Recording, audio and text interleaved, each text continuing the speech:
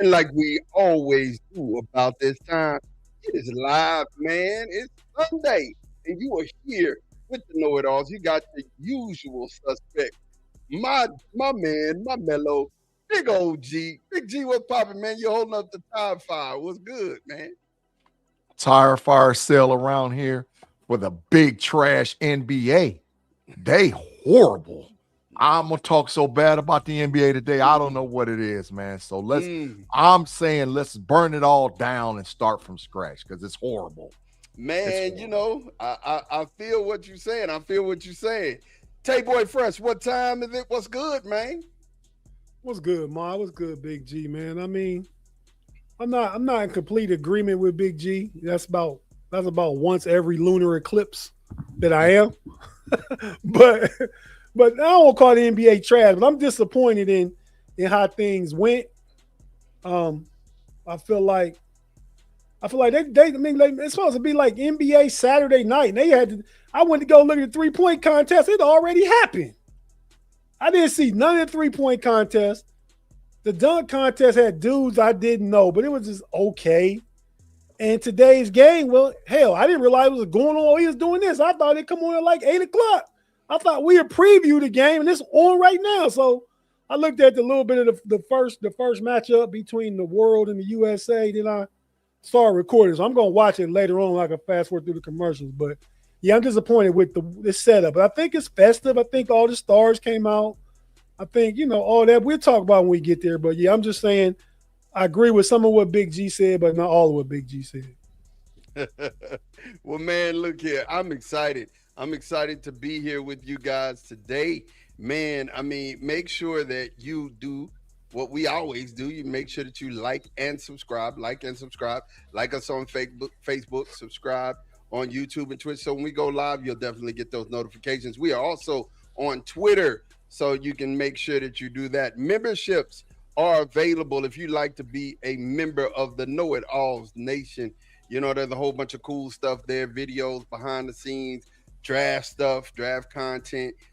Definitely make sure you get that. You can be a member of the Know-It-All Nation. And also, Super Chats are wide open, man. If you want to have your question read automatically, we will definitely, or statement read automatically, we will definitely respond to that. It's a lot to cover, and we've got a lot of things that we are excited to talk to you about. We will do that right after this.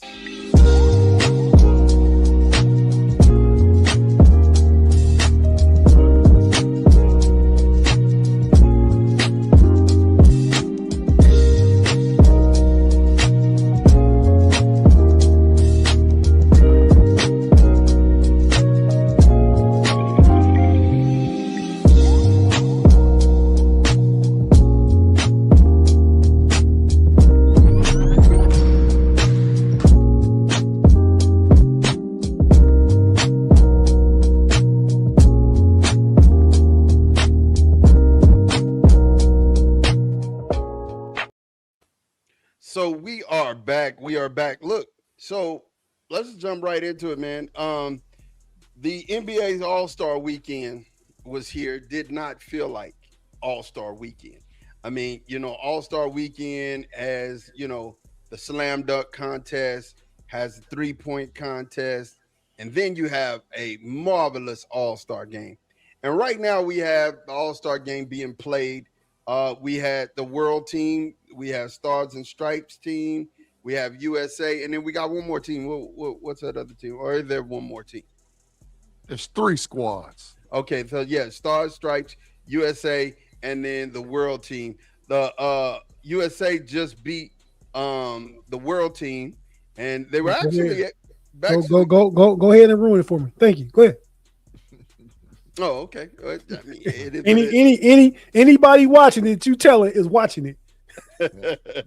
Hey, well, I just say it like this: it was a good game. It was a really good game. It was very. I'm looking forward to watching the rerun. I mean, I'm recording. Very competitive. Very competitive. No, you can't mess it up for me though. I'm just messing with you. Yeah, the one thing I will say, man, is they told Mac McClung, hey, that they wanted some other guy to participate in this year's dunk contest.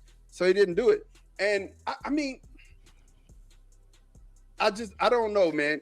G, talk to me. What can we do to make All-Star Weekend better? I know what we're going to talk about what we can do to make the NBA better, but let's talk about All-Star Game first. All-Star Weekend. What can we do? They need to scrap the whole damn thing and go back to the way it was in the 80s. That dog, it don't in the 80s and the 90s is when the claim to fame of all the All-Star Weekend. It was actually done to set the NBA up from the transition to the ABA melting with the ABA in the 70s. So they had stuff like dunk contests, and they had one-on-one back when Dr. J played Kareem one-on-one and everybody was watching and all whatever else. This trash product they put out there now is horrible. It is, dog, Dame Lillard, who ain't played no damn basketball, won a three-point contest. What is going on? That means everybody else in the league is trash. They can't shoot. And the dunk contest, you can't tell me nothing about nobody that was in there. The problem is the stars don't play in the game. That's the issue.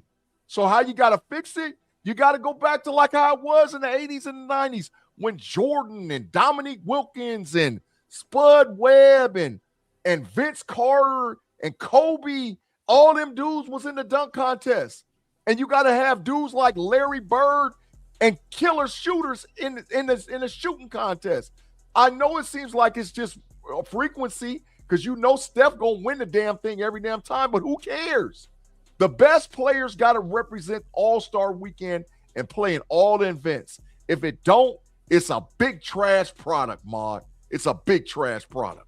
I hear that. Tate, man, what would you do to improve the NBA All-Star Weekend?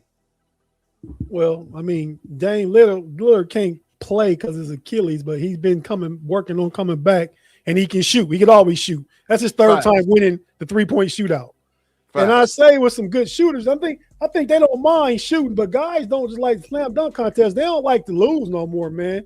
Yeah. It's like once LeBron James never got in it, dude said, I ain't taking no L on my resume in no dunk contest. So they stopped competing, man, because you know we live in a culture now where everybody gets participation trophy, gets a ribbon, gets something like that. And jokers don't want to be the ones on that second tier podium or that third tier podium holding up the silver or the bronze. They want the gold. And they scared to try and go after it, so they don't get involved. But I do agree with Big G. He showed his age a little bit. And I'm ashamed to say I'm a little older than Big G by some weeks. So he let y'all know how old I am, going back to Dr. J and Kareem playing one-on-one. Sheesh. But killing it. It was a boss game. It was boss. But I'd say, as far as the dunk contest go, you get more eyes on it and more people involved because it's the stars. But as far as the dunks go, we done seen every dunk. We done seen every dunk. We done seen every dunk, Mod. We haven't seen it. Even the dude last night, the dude from San Antonio that played in Arizona. What's his name? He a rookie. Yeah, with the headband not on. Castle, but I know you. I seen that with the headband on. I seen him. The light-skinned dude. He was a first-round pick, but I mean, he had some good. He did some Vince Carter dunks. I mean, he ain't doing like Vince, but we done seen nobody gonna make up no new dunk. They gonna add some new. They gonna wear a cape again. They gonna jump over a car again. I mean, nobody gonna add nothing new. It's all about the flair, and if a star get involved and do that, it's gonna seem bigger than it is because the star is doing it. You know what I mean? Absolutely. Now, I ain't seen nobody in the NBA dunk contest do a 620. I've seen a 620 done before, but I ain't seen nobody in the NBA dunk contest do a 620. So there's some dunks still out there that could be done. And I agree with you guys. I think the stars have to come back to those events, to the three. I mean, Larry Bird would just, he wouldn't even warm up. He would just walk around and say, who's coming in second? You know what I'm saying? Like, that was the thing. And you were happy when you saw that kind of stuff because you knew Larry Bird meant what he said. You know what I'm saying? And you had Larry Bird shooting against what's my guy? He's the Craig Hodges.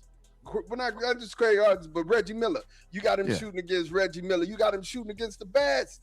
You need that. You need to see the best shooting against the best. But Mon, check this out. This is the second part of it, right? The in-game dunks be better than the dunks that's going on in the contest. Let me tell y'all something.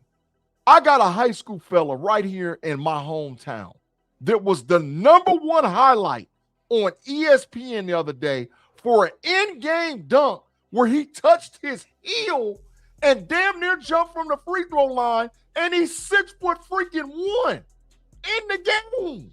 It was the #1 highlight on ESPN, man. His name is Willie Foster. He's a killer, right? Mad. And so when he can do stuff like that, and it looked better than that big trash that they put up last night in the dunk contest, what? That's the problem. That's the issue. I can go to a high school game and see somebody do something. I'm like, oh my God. But compared to the NBA is super trash.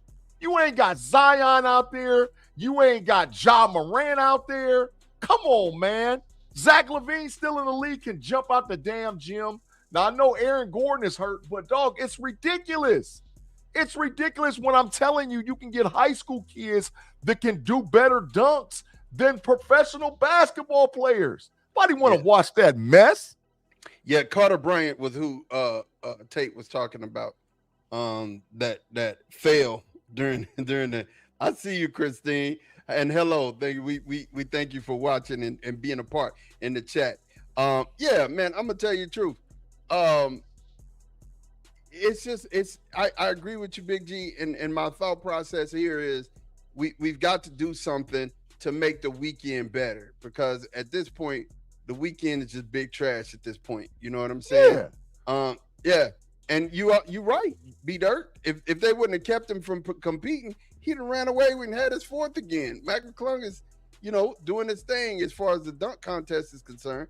But and when we're talking about the NBA, G, and you and I have had this conversation offline, but I definitely want to bring it up here, man. We talked about what's missing in the NBA. And my thought process, and I'll just throw this out here and you guys could go, but G, you'll talk to me first. My thought process is I think we need to scrap the G League, and we need to hold people in college for 2 years. We need to hold them in college. Same thing, there's NIL money available. So, and only people who have two-way contracts are getting, or professional players anyway, and they're the only ones that's getting paid over $60,000 a year, right? Or season. So it's not going to hurt. I mean, these players are going back to college anyway. The ones who are not signing two-way contracts, they're flipping and going back to school, right? So, I mean, that's my thought process, man. Talk to me, G. What you think will bring the NBA back and make the product more competitive? Well, the issue is this, man, and this is my opinion, that the problem is that the standard is not the standard concerning how we get guys to the NBA. Okay. Now, I understand that's because the NBA wants to be a worldwide brand, because, hell, they got their own international team this week on the All-Star game. And I understand what Adam Silver and before him, David Stern, what the plan was. And I could talk in depth about how Tony Kukoc was behind all of this, but because Arvydas Sabonis and them never gotten a shot. But it was about Tony Kukoc, but that's another story. The problem is that you don't have a standard for most of these kids to go to college and play basketball. Now, if they're coming from overseas, I get it, right? But I think that it should be 2 years, not removed from high school. You should go to college for 2 years and play basketball. You should, because it gives people an opportunity to get to know who you are as a player. Now, there's always going to be exceptions to it. There's always going to be a guy like Cooper Flagg or who don't need all of that.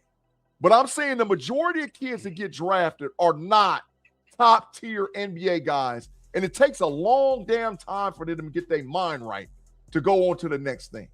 So I think that they should make it where it's 2 years, college basketball. You learn, you develop in college, and then you go on to the National Basketball Association. Sort of similar like how it's 3 years in the NFL for you to go pro, right? Yeah. And now it's an advantage because you can make big bread in college. Fact. So, I mean, what are you in a big hurry for? What are you in a hurry for? So I think they ruined the product, and they need – that's my opinion. 2 years. 2 years in college. Tate, talk to me, man. What you think? What you think it will create a better product in the NBA? Well, first off, it sounds like both of you guys done bought into the fascism that's going on, telling kids they got to go to school for 2 years when they're good enough to get drafted to the NBA. I mean, I don't see I mean, just because a guy can be good and not be a star. So the guy ain't guaranteed to get paid big NIL money just because he go back to school.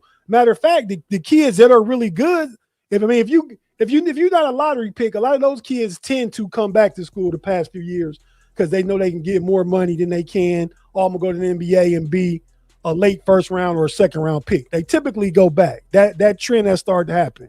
Mm-hmm. And the stars, they're not gonna get paid more. I mean, the first pick this year probably gonna be the kid from Kansas that's from Akron.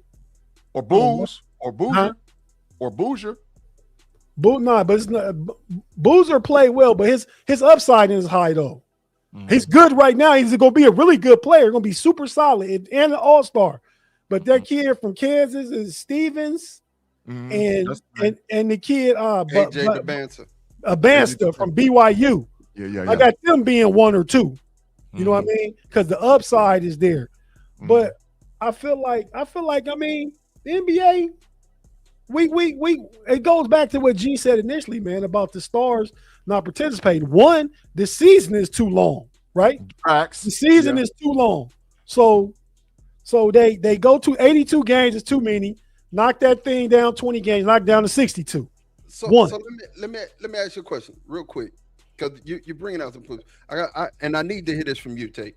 So you mean to tell me that the Jordan them in the 80s could play 82 games and it wasn't a problem with the product, and then the reason why Jordan them could play 82 games is because you were coming into the league older, right? So even the bench players were older, so you had people who were playing defense. That doesn't matter. It's not about a kid individually as much as it is as the overall product. So talk to me about that. Well, what I was saying, the season is too long. And the style is different. All these things changes. Baseball got a pitching clock now. You had the long ball period.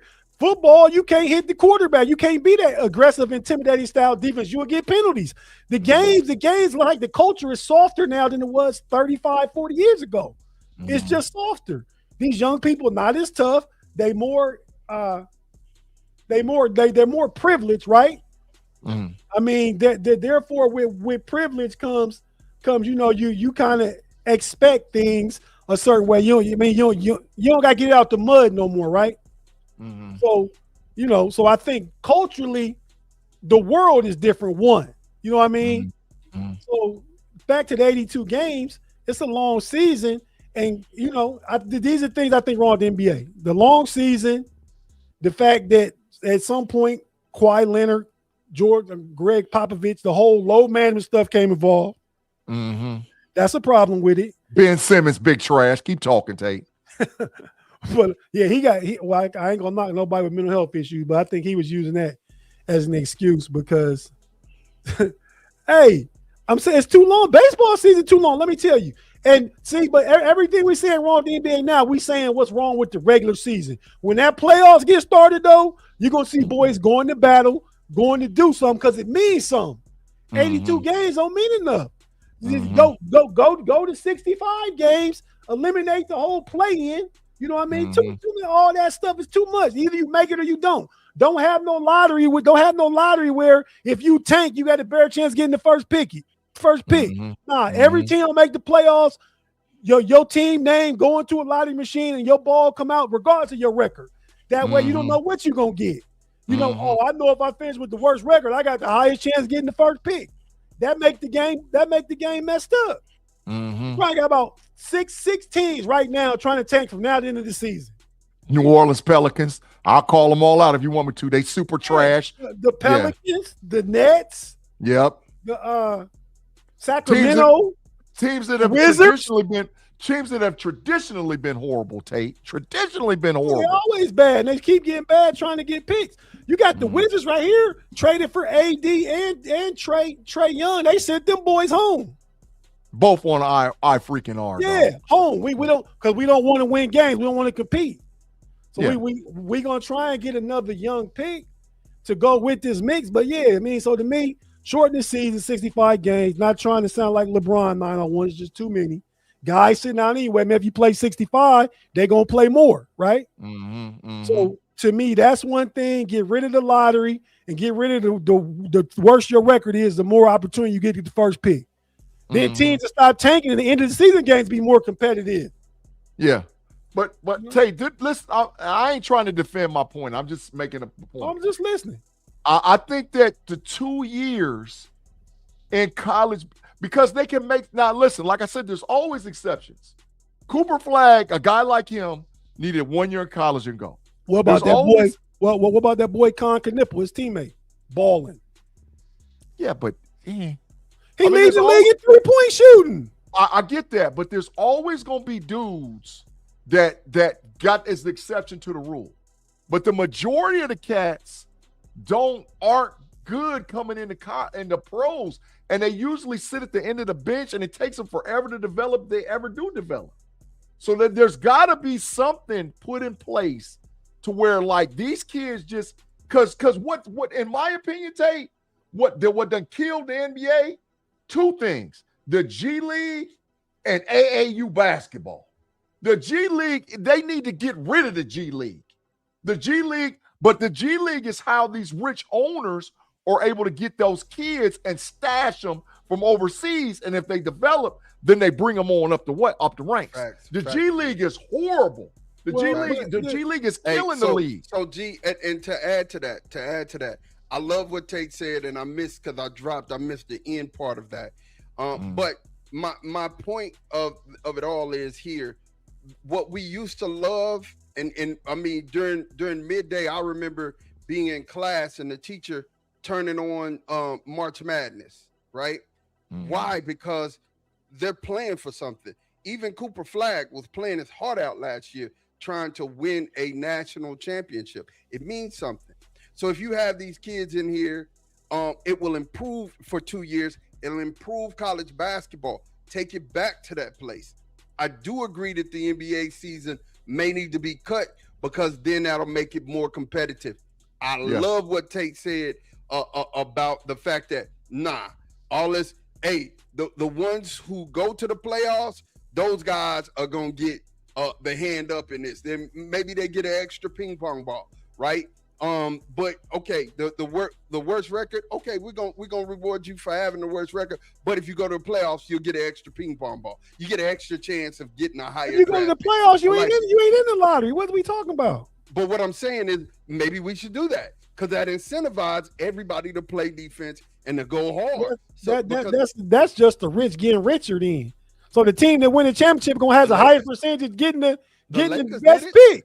But Tate, that's what made it great in the 80s and the 90s. In the 70s.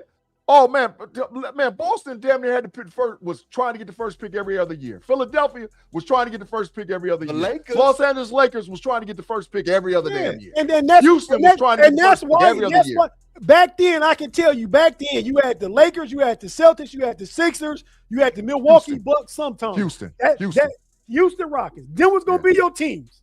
Yeah. Nobody care about not even the Bulls yet because Jordan wasn't doing nothing. Yeah. So you ain't had no other teams involved about the whole league. That's why they changed it. That's why Patrick Ewing was the first ping pong ball pick. And the Knicks turned around because they was bad from the time they last won in 73 till Patrick Ewing he didn't win no championship, but he changed the Knicks. So you can't have the best team getting the best players. Willis Reed didn't win a championship. I said 73. Bro, but that's 15 years. Yeah. Patrick Ewing is drafted in 85. Yeah, that's a long time. That's a when long time. When played for him, they was bad. Yeah, that's you know what I mean. But Tate, the small market is killing the league too, bro. Because the stars are on the small market squads. What are we gonna do now? I think they trying to fix it with the whole second apron. So like you can't have 3 max players on your team, or if you do, you're gonna be real messed up because you're going to all kind of penalties. You lose draft picks. So they trying to make it more competitive, so you don't got these super teams and all that stuff no more. And like you saying, the NFL, They got 16 players on the practice squad. That's like a G League team. But Gary, be some more too, because guess what the NFL going to do? Add some games. And the minute they start adding games, they're going to increase that roster. In baseball, you got minor league teams stashing players. And the fact is, in baseball, just like basketball, the world will whoop the USA in baseball. Well, let me ask you a question. Does the Indiana Pacers exist? Well, yeah, they exist. What are you talking about? They're a small market team. Well, that's one, and they were really good. They were really, really good. You know how many lottery picks they have on their team? And they gonna take a lump this year. And next year they're gonna get a high pick and Tyrese Halliburton back. Cheating. Right? They gonna be right back at it. Cheating. They out there cheating, man. Just like the Wizards. Really hurt his Achilles. What we talking about? They cheating. Seattle was a small market team, and they were really, really good. But Tate, you brought this up. The Washington Wizards, they traded for 2 All-Stars and sent them to the crib. Yeah. They sent them to the crib. Yeah. Well, come on, dog. They cheating, man. They cheating. Well, yeah, the team is cheating, but that's why you don't incentivize losing. Yeah. When you get more ping pong balls, you incentivize losing. You traded for Trey Run Young and Always Down, and they got them both at the crib. Come on, man. That's garbage. That is full trash. See, but they are looking forward to next season with another high pick because they had a high pick the past 2 years because they trash. Now and they suck. Now they making a move, G. Oh, we got these veterans, Trey and AD. We're gonna put them on ice till next year. Let's make sure they're completely healthy. They're gonna come back. We got these young guys. They think they're gonna do something. They're gonna be better. That's cheating. Yeah, that's cheating. That's cheating, and that's the problem. It wouldn't be cheating if the last team out the playoffs right now would be one of the playing teams, right? Because whoever don't make it in the playing, you get the same amount of balls as the team with the worst record as the whoever got the worst record. Y'all got the same balls, no Diddy, the same amount of ping pong balls in the machine. I like that. I like that. That clean up the tanking, shorten the games, and get rid of the play-in teams. Now the games mean more because we're trying to make the playoffs. So you're not sitting guys. You only playing 60 games. Every game get more importance because you cut the season. Mm-hmm. Yeah. But just apples to apples. I'm gonna leave it alone after this, bro. The NFL done figured it out, right? The NFL that said, okay, these college kids gonna get bread 3 years, right? They market the hell out of those kids. I'll give you a perfect example. The 2026 draft, it's gonna be all right. It's in Pittsburgh. It's gonna be all right, right? We know some of the names and the stars and all whatever else, right? But the anticipation of the 2027 draft is unbelievable. Bro, people are salivating about the 2027 draft. I'm estimating right now, and I'm just a regular old podcast dude, there's going to be 45 to 50 kids that got first-round freaking grades. We counted. That's 52. How many dogs. It's dogs. So the deal is, okay, you stay in college. You build it up. The college football playoff is off the freaking chain. They loving that. The kids are getting exposed. And now we just get to bring him right on into the NFL and make him a killer. The NBA's got to get with that model, bro. That's all I'm saying. They got to get with that model. And I don't like the G League. I want them to go to college, get in March Madness, go back to when basketball was basketball in college, and we got stars down there, and then you bring them up. That's just me. I might be biased and get off my lawn, old man, but I can't take it. I can't because they're killing the game. It's not that. They ain't killing the game, just different. It breathes different. You know what I mean? It's just different. I have to agree with G on this, man. It's really tanking the game. There's more people who feel like it's not tanking the game because when it means something, you're gonna watch March Madness all the same. You're gonna watch many games as you can when March Madness starts. That's facts.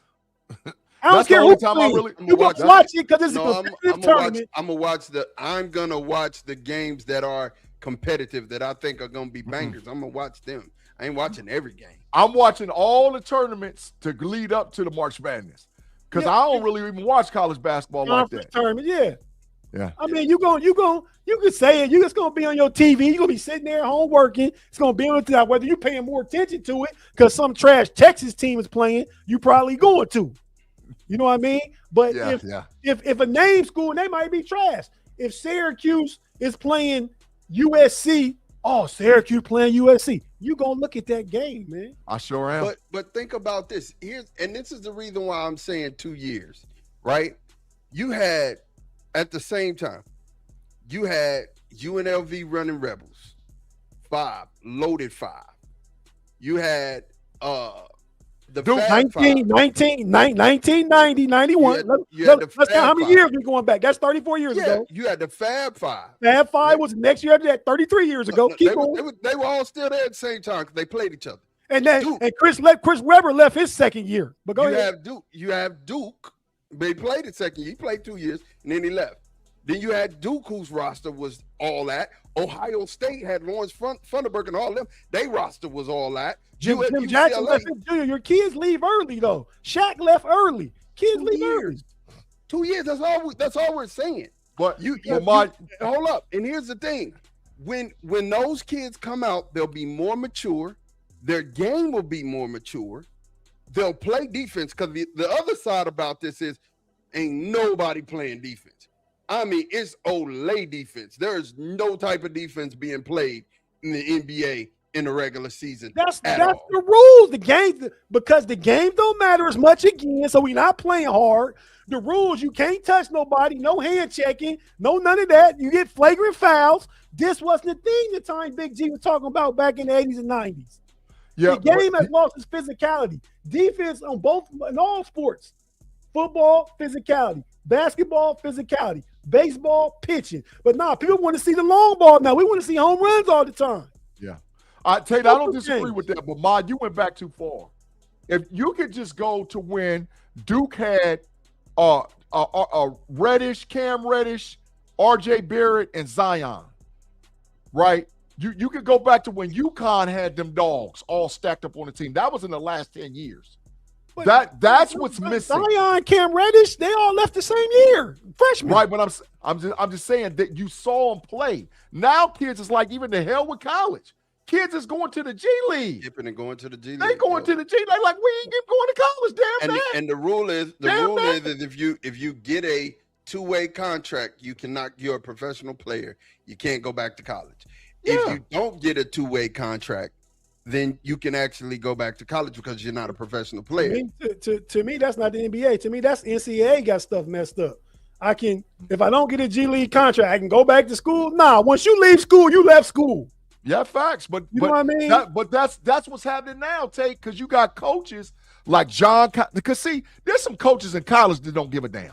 John Calipari, one of them, right? Come on. They're gonna take a 25-year-old and put him on their starting lineup because he wants to elevate himself to win versus going and getting a kid out of high school and develop him to make him better. Can I ask you a question? And we've all talked about this. Y'all did a show about it. What's the difference in that and what Kirk Signetti doing? What's the difference? They never left to go to pro.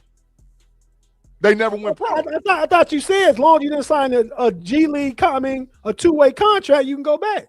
Yeah, but if you go to the G League, you a pro. I don't give a damn. It's over.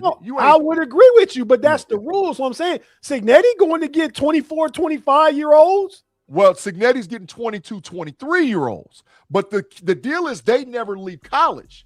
Those kids, a lot of those kids that Signetti gets are NCAA Division I AA, Division II players that's going from a one level to the next. Or they might be at one school and they become disgruntled and then Signetti gets them. There's nothing wrong with that because they never left college. They're still on the same plane.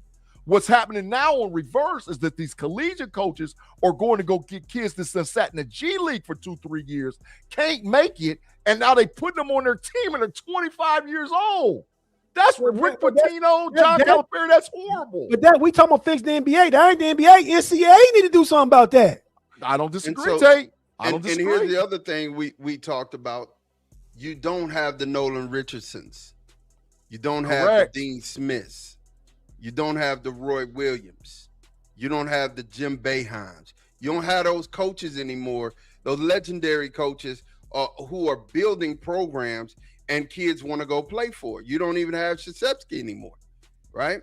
What are we talking about? All them coaches will be 80, 90 years old now. I mean, right, but we don't have developers no more. We don't have Tom Landry and Jimmy Johnson and a lot, Bill Cowher, and a lot of these coaches go. Right now in the NFL, everybody want the young, hot coach. But Tate, in the NBA, okay, so it used to be that the coaching and collegiate developed the coaches to come to the NBA. It used to be. Like if you was a hot name in college, they would do anything to get you to the league, right? Because they would see you develop those players at the collegiate level. Now what's happening with college coaches, they don't want no part of the NBA. They would rather just stick where they're at and never go there. Hurley at UConn, Hurley should have been at his ass in the NBA. He don't want nothing to do with it because he wants to develop kids, teach them his way, instill discipline and stuff like that, and then let them go versus going and chasing the bag. Can I ask you a question? Mm-hmm. If he getting paid just as much as UConn, Danny Hurley, right? Mm-hmm. And as he would get paid, he might get a few million more, but now you got to deal with grown men making $40 and $50 million a year versus working with kids happy to get $3 million NIL deal. Your job is easier. Facts. You can your school going to invest in your roster and stuff like that. His job is easier. So I'm not giving him credit that he should have went to the NBA. He's sitting where he want to sit. Signetti could have went to the pro this year. Nah, he like where he at, what he doing now in football. So it's preference. I get that. I'm just saying that I think that the NBA, and like I said, we could have a whole show about this because Adam Silver, man, is diabolical. Adam Silver, man, he wants this game stretched out. Tate, you talking about shortening the season. Adam Silver will look at you and be like, hell to the no. I'm trying to go 100 games and these boys play overseas. Adam, see, we saying the same. We looking at it different. Adam Silver doing the same thing that our boy is doing. Commissioner NFL, Roger Goodell. Yeah, Goodell. Same thing. Extending the season, been edging up, and they both work for the owners. And I respect Adam Silver more because Adam Silver take more social awareness issues on stuff than Roger Goodell do. I agree with that. I agree with that statement, but the product that they have, the NFL product is way more lucrative, way more entertaining than the NBA product. The NFL is America's game now. It's been that way for 30 years. You cannot argue. But at one point, the NBA was. Yeah, and we used to run home for those Sunday games. From about 81, 82 to about 2000, the NBA was the game. You still going back. We used to run home them Sunday games. You know why? Because you didn't have near the accessibility to the NBA game. Now you had the NBA game of the week back then. Now you can watch any game you want. Turn on your TV, turn on your streaming, any game you want. So it's saturated, and you don't have to see it as much because you can watch it when you want to. And the funny thing is, we had this conversation with my youngster, with my youngest son, and one of the things he said, and he brought to our attention, he said, we don't watch games anymore. We watch highlights. Too. So it's like, watching a highlight of a whole game that was played is trash. Like you don't get to learn the game of basketball like that. You know what I'm saying? But, and from 82 to 2000, the NBA was king, bro. I listen, from 82 to 2000, they was king. They was king. It was much watch TV. My point here is, though Adam Silver is more cognizant about what's happening in the world, the NBA, the Players Association, rules the NBA. Absolutely rules it. NFL, it ain't like that, right? And I mean, you see the differences there, number one. And then number two, like I said, the NFL is bringing older, more mature guys into the league, right? And now that they're bringing by rule, because they have to. You can't play till you 3 years removed. So they don't have to enforce it because it's already a thing. So let's make it. You can't get an NFL credit for something that's a law. They don't have to. They didn't adjust to that. That's been a thing forever. 25 years ago, Maurice Claret was trying to go to the NFL and couldn't. But Tate, you're right. But see, the NBA has kept this. I mean, the NFL has kept the standard all along. The NBA changed the standard when it was good for them. They changed it to let Daryl Dawkins and Moses Malone's ass get in the league. And then they went back to the regular. And then they changed it again when Kevin Garnett and Sean Kemp and them came out. And then they went back to the regular. And then they changed it again to get Kobe Bryant's ass in the NBA. And then they went back to the regular. And then they changed it again when they won LeBron James in the NBA. So the NBA has flip-flopped back and forth for 40 years, and they've never had it a standard to say 2 years removed, not playing. You got to be 2 years removed. They've changed it. But that's the problem. It's not causal for that, right? Because you can't get as physically hurt not being fully developed in basketball as you can in football. True. True. You know, I don't disagree. You can't send no kid just out of high school play this senior high school year in football to go play in the NFL. That ain't gonna be. Can I ask you a question? Just straight up question. Sure. Do you think that Jeremiah Smith was ready to go pro after his freshman year? He's that exception. Yeah. Adrian Peterson is ready to. Adrian Peterson is ready to go. I can name probably right now in the class of 2027. I can name about 15 kids that was ready their freshman year. They was ready. But they could have went pro. The difference is if they weren't getting paid, they probably would have tried to fight to leave too. But they get NIL money. Yeah, I mean, and then like Ma said, you know, he talking to his son about how young people don't do it the same no more. Well, Ma, all you really saying? You saying the same thing I said, because I said culturally it's just different and it affects everything across the board. Everything.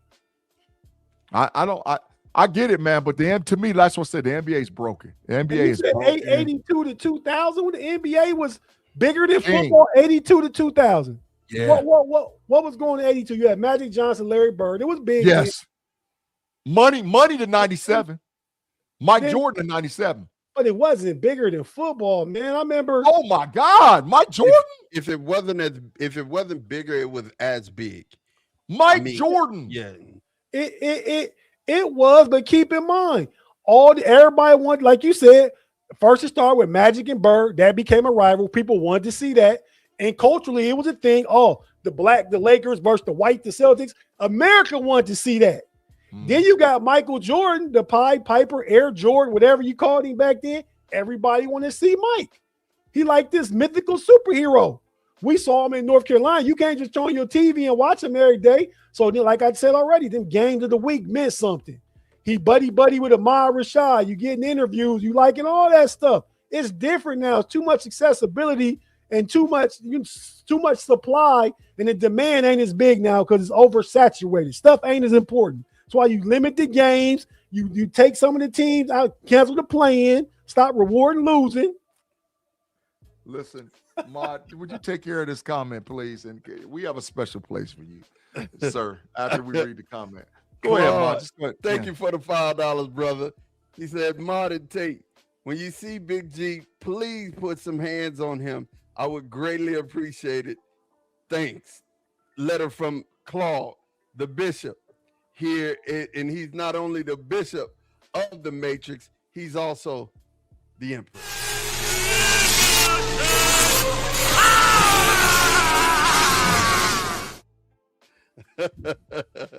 We got our guy. What's up, Claude, man? Nice to have you on this Sunday, bro. Go ahead, Tate. No, I was pretty much done. Like I said, man, it's just a cultural change, societal change, generations change. You know what I mean? Like even Big G, I agree. Big G is say the reasons why Bill Russell the GOAT, he got it if it's a ring culture. But when Bill Russell played, it was only 8 NBA teams. How much we gonna respect things change? I don't mind things changing, but I think that the standard should be the standard. There should be 2 years in basketball, 3 years in the NFL. It is what it is. How you gonna tell a kid, Big G, that might get an NIL deal for $4 million in college basketball, and he can go to the pro and be number one overall pick and sign a $60 million deal right away? How you gonna stop that kid from doing that? That's the problem. Well, did we do it to Larry Johnson? Did we do it to Shaquille O'Neal? Did we do it to guys that could have went straight from high school to the pros? And that's why they was getting money under the table back then. But you wasn't always doing it. You already named. You go back to Moses Malone. Before Moses Malone, it was somebody was before Moses and Daryl Dawkins too. That's really good. I mean, hell, they just did it to Zion, Tate. They just did it to Zion. But Tate, here's the deal. They're not turning kids away. The kids are still gonna get money. That NIL money that's real money. That's I said $4 million versus a guaranteed $60 million contract. It's still not monopoly money. You get to go to college. 4 million, 60 million. I don't care what you say. Hold on. Cooper Flagg did a year already. Mm-hmm. He did a year, and then he went and came out and went to the league, right? Okay, 1 year. I think that there needs to be a clause, some type of clause put in place to where there are exceptions to the rules. But general, there should be a 2-year minimum that you have to just stay in college for 2 years and then go and just do away with the G League. It would. You're watering down the product. That's all I'm saying. It's not about the kids in individual. You're watering down the whole product. Why? They in the G League. They're not even playing on NBA courts. Why are we talking about they watering down the NBA? They're not in the NBA. You know what the average salary in the G League is? Hold on. Who's on the end of most of these teams, bitch? You don't even know. These guys are never coming off the bench. It's a tight 6-man rotation most of the time, right? So, and you knew who Kurt Rambis was. You knew who Michael Cooper was. He did not start for the. He did start. Look at the way he started towards the end. He did not start in the very beginning. He was not a starter. AC Green wasn't a starter until later on in the career. Later on in his career, I'm saying talking about if you using two different arguments. My point is the bench players were more equipped and they were more mature and they came in and you had better games as a result of it. But Tate, just to tell you, the average salary in the G League is $65,000. Okay. They make more at college. But I'm saying the average salary is $65,000. So then if a kid chooses to go to the G League and make $65,000, he turns down the opportunity to stay in school and get $500,000, then that's on him. Right. Which you should incentivize the kids for going back to college. Well, that's what $500,000 versus 65 is. What? Yeah, but they're ducking it. See, this is the thing. In the NFL is not your first contract because the only contract that's guaranteed 100% is those first round contracts. Those 32 guys get guaranteed bread. Yeah. The goal in the NFL is to get to your second contract. So that's why kids are pushing so much to get NIL dollars and all whatever else because it offsets them being able to get to their second contract. In the NBA, it's damn near backwards. In the NBA, they want to just lull and lay for a little while. And then when they shoot up and become a superstar, pay me. And I'm trash. I'm trash. That's all I'm saying. You keep saying Ben Simmons. Ben Simmons for his first 5 years was all NBA. Ben Simmons obviously has something going on. He came out of college and played his best basketball. So you can't use him because that's not fair. He came out of college. He was rookie of the year. He was an all-star for 4 out of 5 seasons. Then he missed the shot in the playoffs, and his mind, if it was really mental health, he went all the way downhill. But don't act like he didn't leave college and wasn't good because he was. I feel it, man. I just played 1 year at Duke. Look where he at. It should be a standard. It should be. I just think two. If you want to say one, that's fine, but still kill the G League. Yeah. I ain't listen. Kill it. Yeah.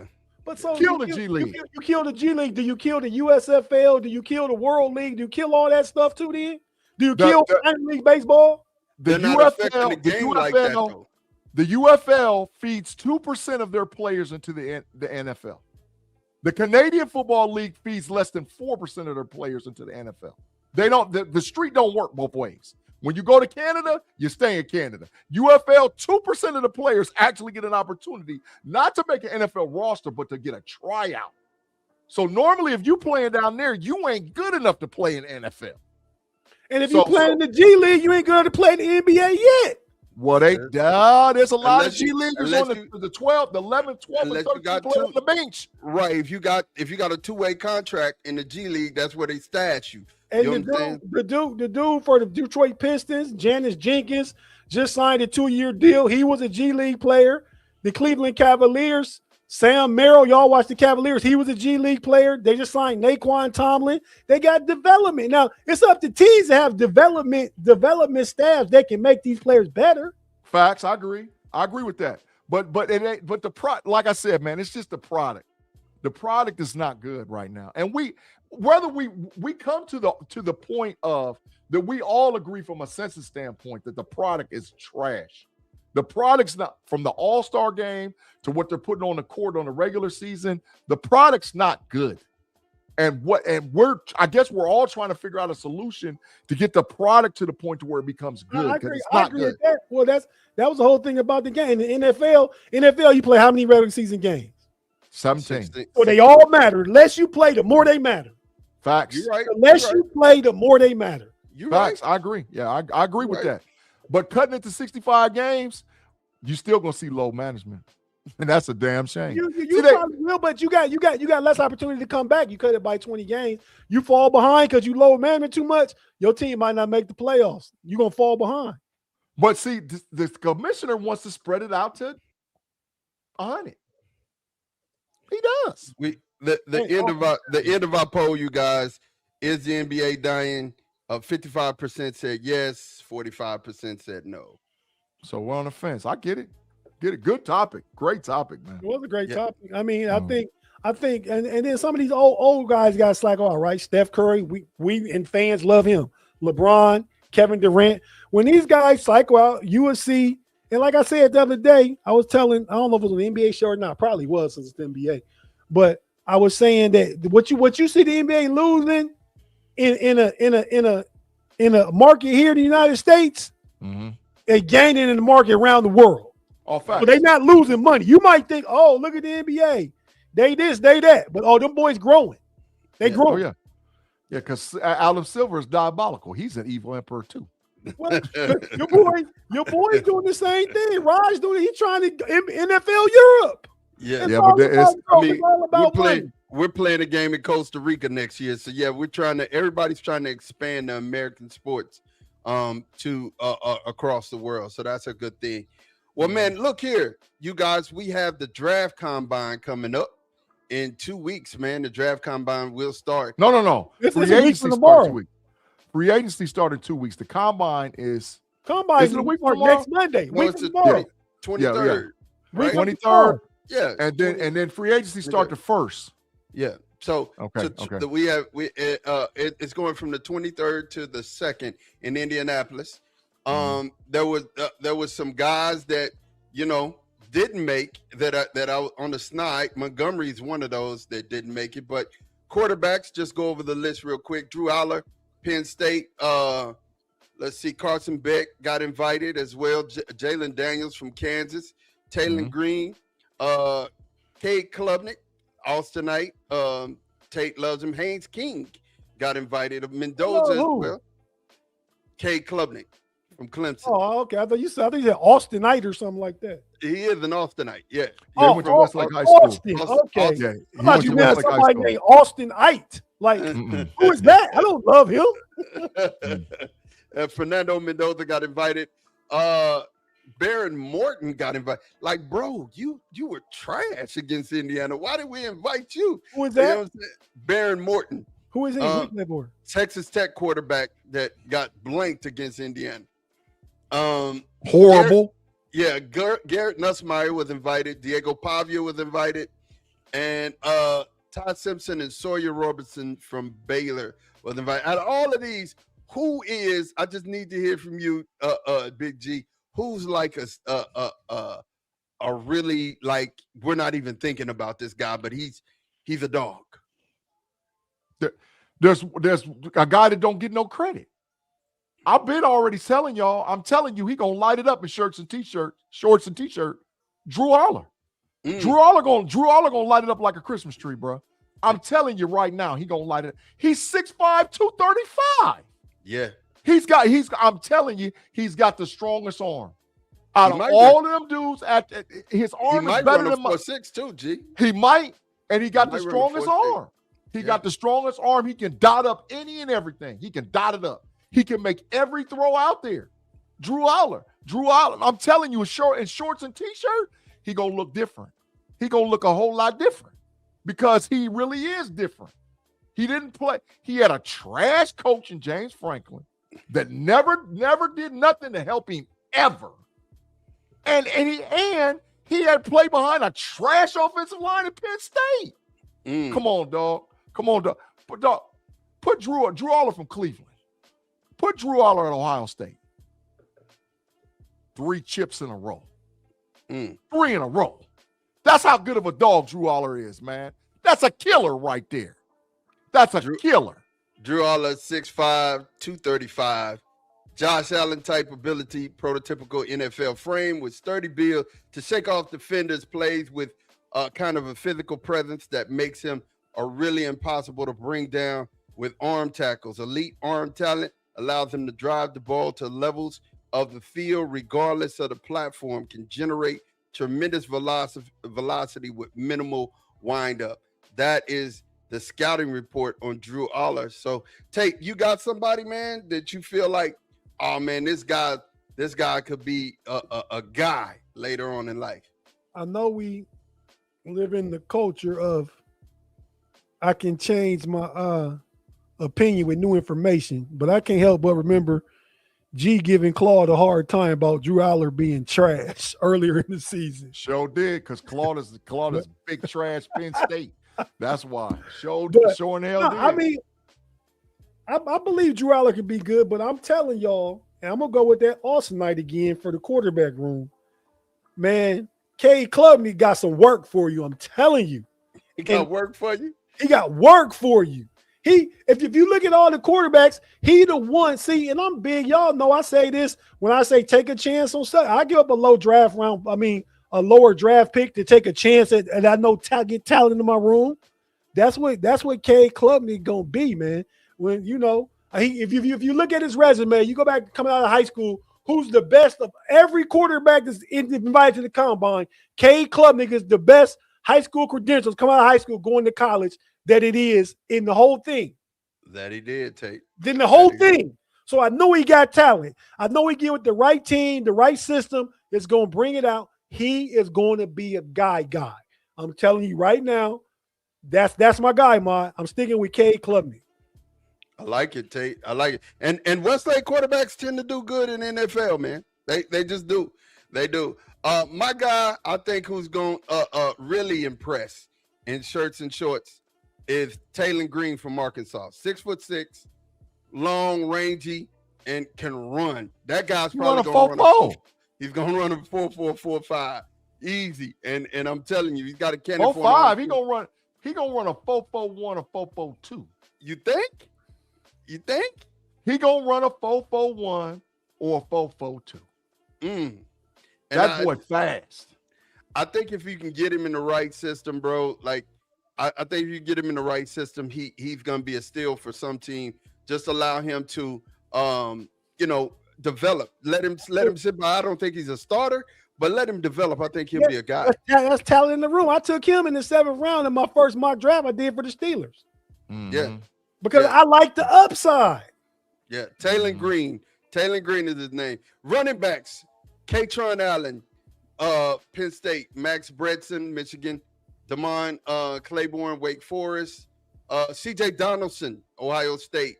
Let's see here. Roman Hemby, Indiana. Robert Henry, UTSA. Emmett Johnson, Nebraska. Jeremiah Love, the class from Notre Dame. Seth McGowan, Kentucky. Le'Veon Moss, Texas A&M. Jam Miller, Alabama. Jadarian Price, Notre Dame.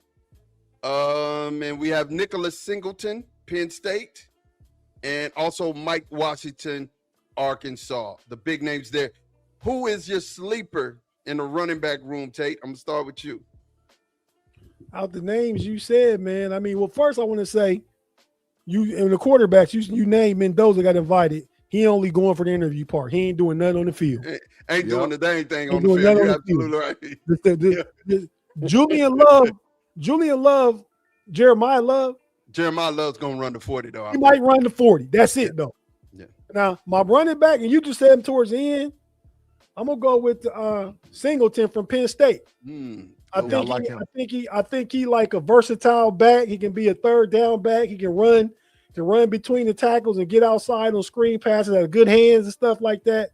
I like what he did for Penn State. I mean, he was the, he was the pop, and your boy Katron Allen was the thump for Penn State. So I like Singleton though. I seen him. He's a good receiver. He's good. He's good in between the tackles. He can be not like a workhorse between the tackles, but you spread him out and give him the ball and in the receiving game. So I like him. Tate, he's 6'4" and he runs a 4.39 40. So that's what Singleton run? Yeah, we'll see what he runs at the combine, but they have him down as a 4.39 40, 6 foot. And how much? 220 pounds is what he weighs. Monster. G, who's your sleeper? Who's your sleeper, man?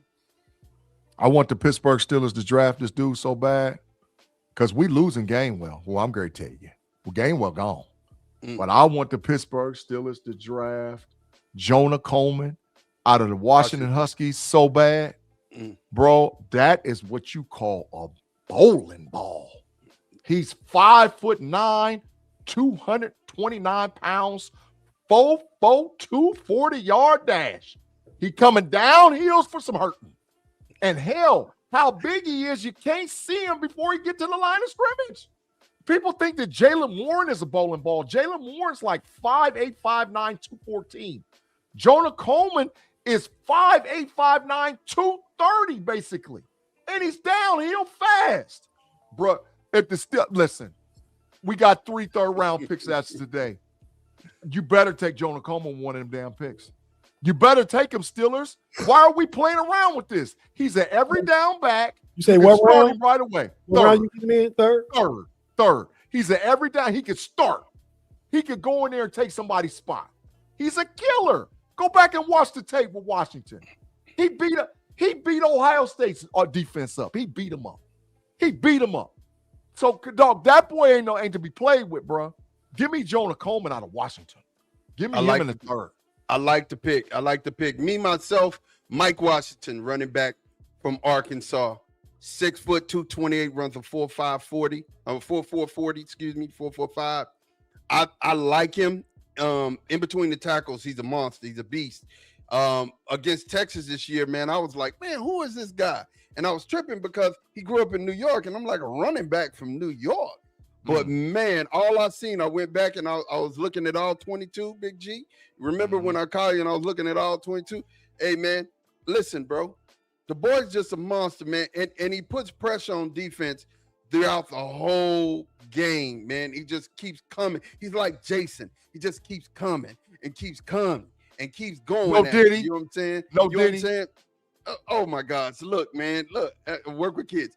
But yeah, a big one. No Diddy. He just keep running the ball at you all game long, bro. And he's not stopping. But again, that's my guy. That's my guy. I'm trying to make sure because we're winning. So wide receivers, let's get through this real quick. I'm just gonna talk and bring out the highlights. Chris Bell, Louisville. Skylar Bell. He can't do nothing yet. He's still recovering from ACL. Skylar Bell, UConn. Dylan Bell, Georgia. Malik Benson, Oregon. Jeremy Bernard, Alabama. Denzel Boston, Washington. Zachariah Branch, Georgia. Chris Bradle, Tennessee. Barian Brown, LSU. Trash. Josh Cameron, Baylor. Kevin Coleman, Missouri. KC Concepcion, Texas A&M. Trash. Omar Cooper Jr., Indiana. CJ Daniels, Miami. Malachi Fields, Notre Dame. Ted Hurst, Georgia State. Let's see here.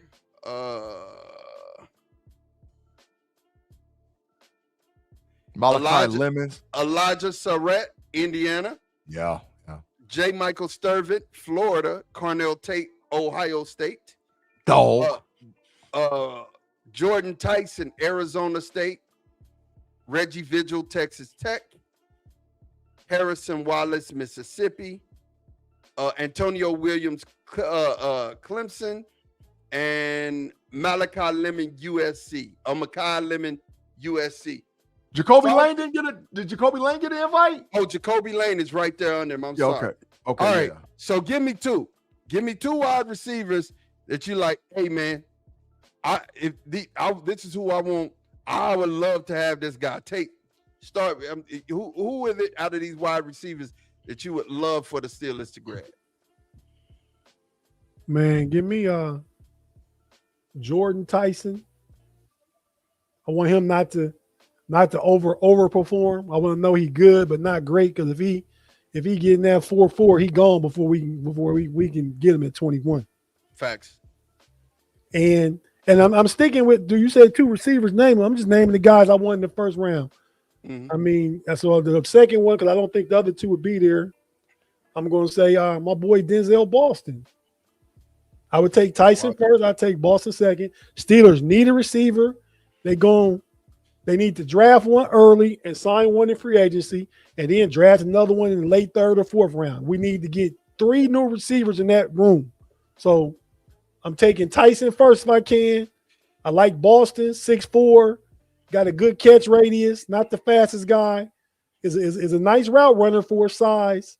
And we just need another big body, man. Too many Calvin Austins and Roman Wilsons and Scotty Millers. Get all them little guys out of here, man. Even the big guy you went and got, MVS. He a big softy. I don't need that. Hands. Little skillet. Get skillet out of here. Skillet and soft, right? Mm-hmm. I mean, so you get that out of my room. Let's start this room over. You got DK. Bring 3 more new guys in. Skoranek going to be back. This is a special team value. And then maybe Roman Woods. I don't think. See, I'm with Mark. Maybe 4. Yeah, 3 for sure. I don't think Calvin Austin is going to be back. I agree with G. I don't think Gainwell going to be back. We need big impact players, man. You look at these teams now. You look at your Nico Collins, your AJ Browns, big receivers. We got that with DK. Get another one on the other side, man. And then if Roman Wilson can play the slot, or the third guy you get can play. You get a big in free agency, a big body wide receiver free agency that's good, or you get you a really good slot receiver in free agency and go from there. But yeah, them 2 receivers. G.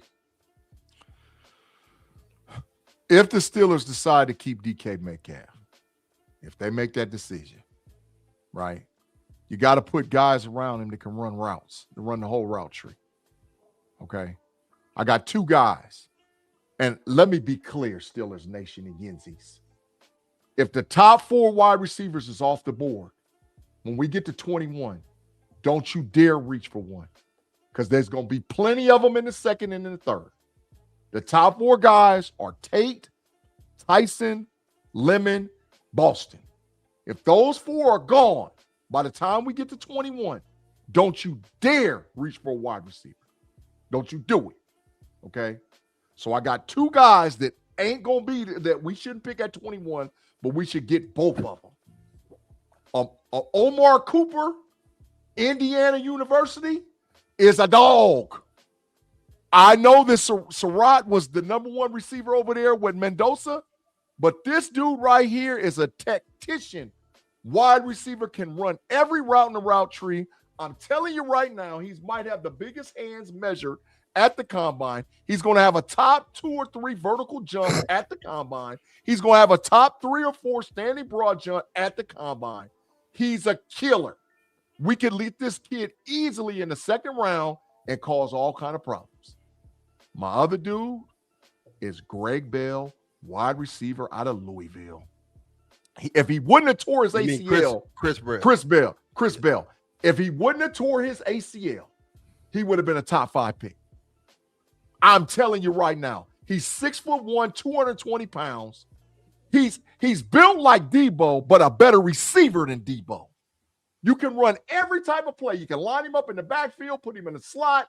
You can put him at the X, and he will kill. He can run every route in the route tree. Give me Chris Bell, and give me Omar Cooper. And the second and the third, and we cooking with gas in Pittsburgh with the offensive wide receivers. Hey man, thank you for the super chat. Lee Stradamus moment. If we get Ted Hurst, that's our GP replacement. I said it. I'm gonna tell you something. Boy, nice, man.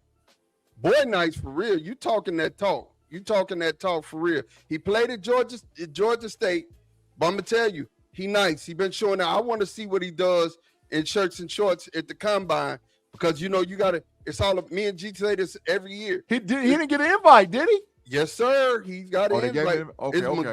Montgomery didn't get the invite, but Ted Hurst got it. You know what I'm saying? Ted Hurst got it, and I like the guy, man. I mean, I like the guy. Talk to him real fast. I'm finna give you his measurables here in just 1 second. Take over. Claude said wide receivers a must in the first round. Claude, how in the hell you gonna take KC Concepcion at 21?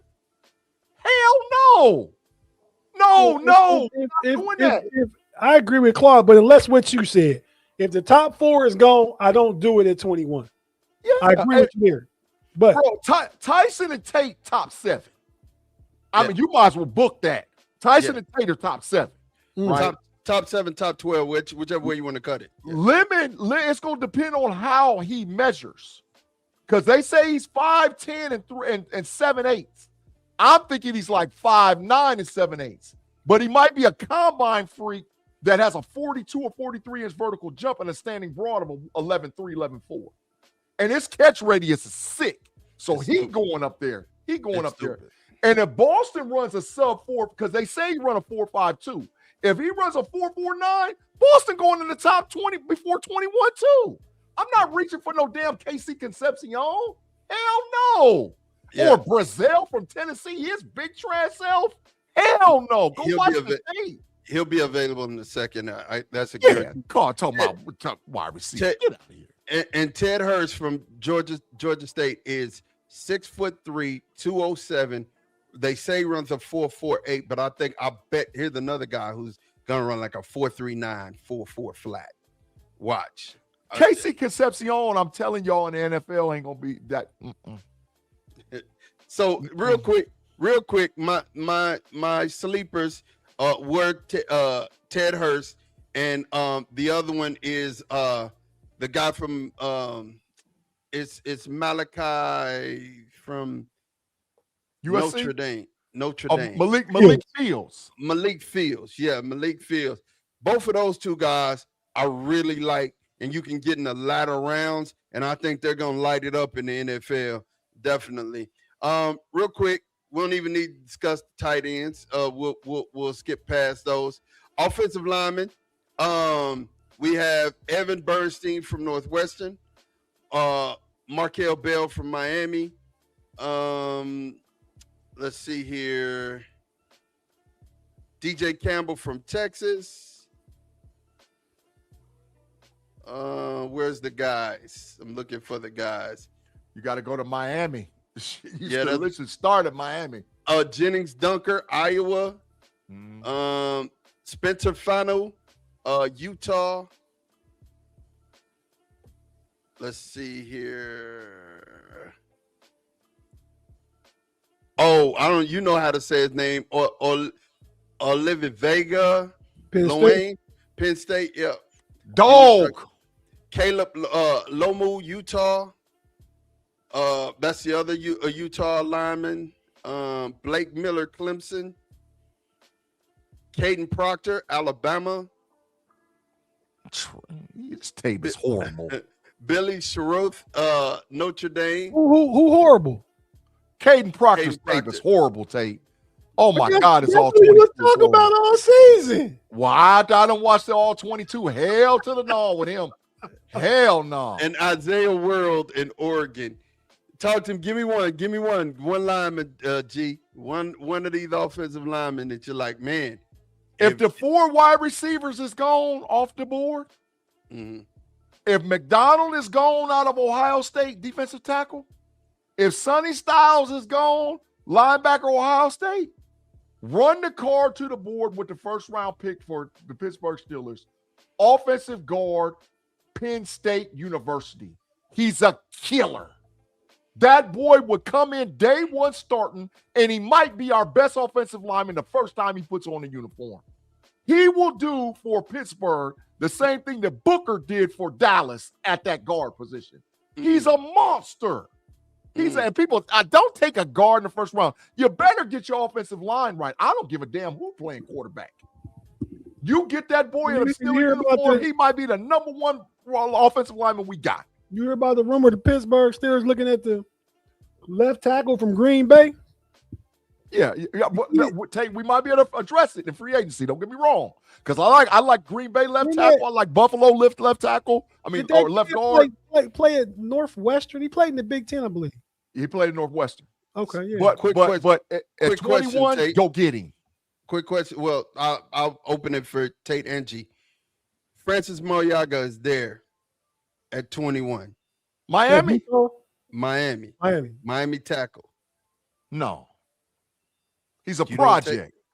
You don't take him? He's a project. We got one in Broderick Jones. No. I'm not taking no tackle for the third time in 4 years in the first round. Yeah. Who it is. No. Or Spencer Fano? Not in the first round. In the first round, I got to get one of the top 4 receivers, one of the top 3 DBs. One of the two. Look at G's face. Look What? at G's face. Spencer Fano is that's a different conversation. Spencer Fano starts at right tackle. We turn George Fautano into the left guard. Did this kid where he play so I can Utah. Oh, the Utah kid. Okay. Yeah, Spencer Fano. So if he dropped to 21, that's a steal. A super steal. Yeah. If it's a super steal, I might consider because I believe in value. He's a dog. Right. He is a dog. Spencer Fano. You don't got no card on him? No. Yeah, I do. I could tell you. He's 6'6". I'm talking about the pretty card like you had with your boy Drew Aller. Oh no! I need to see some graphics. No, I thought we was bringing our draft combine game up this year. It is. We got content. A lot of it coming this week. Hey, I know it's on the way, Mom. I'm not gonna say the word you always use. I know it's on the way. It's on the way. It's on the way. All right.